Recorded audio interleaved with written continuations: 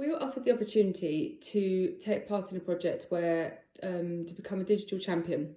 The aim of the digital champion is to enhance our consultations by using new technology to make it easier for the patient to take control of their health a bit more, and in order for us also to be able to share information so they can also upload things like examinations and blood pressures so we can see them, so it's easier for them not having to come into the surgery but still communicate with us.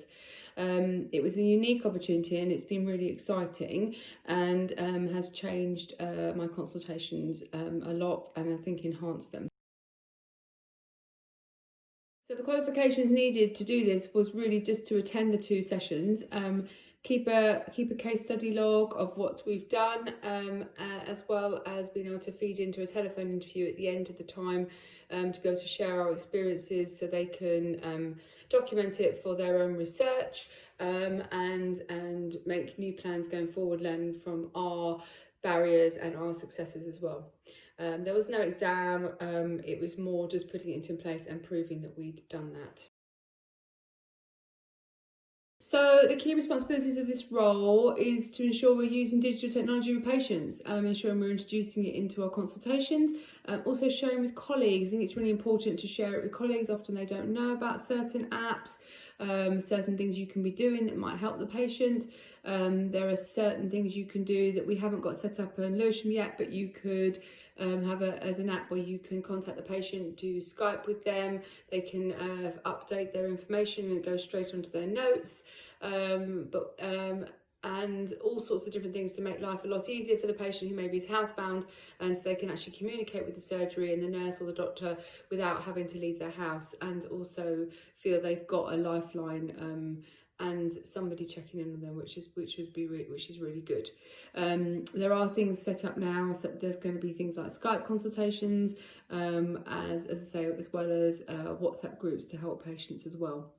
So my responsibilities at the moment that I take are I introduce apps in my consultations to help patients enhance their own health, enhance their knowledge, so they can feel empowered to take their care forward, and feel independent actually. So sometimes there's the app called Manage Your Health, where you can actually click on a condition such as asthma, COPD, diabetes, lower back pain, atrial fibrillation, and it gives you really simple answers and questions.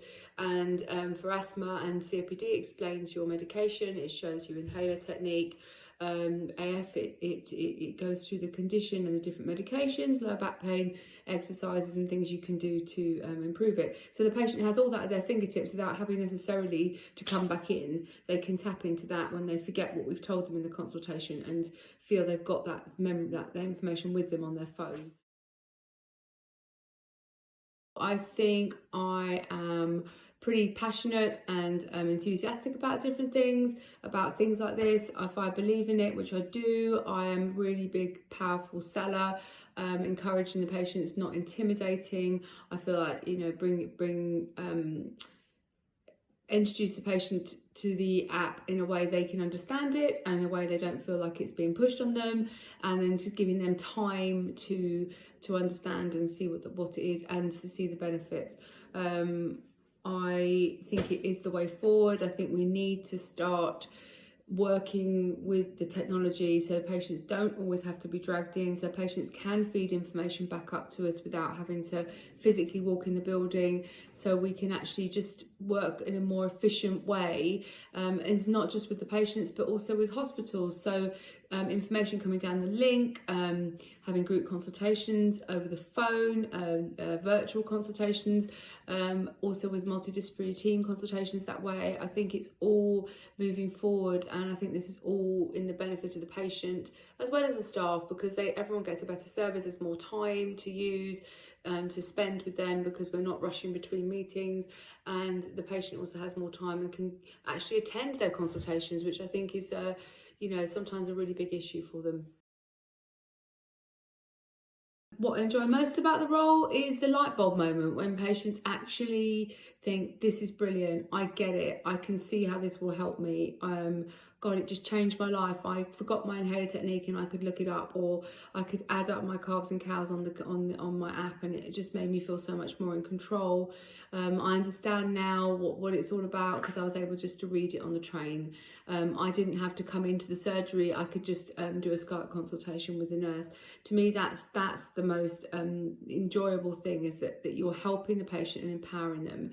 But one thing I would say is that, you know, technology is brilliant, absolutely fantastic, but it goes hand in hand with human kindness and that communication with the patient, the touch of a hand on a hand if somebody's sad, the reading body language, the just making sure a patient understands, reading a facial expression.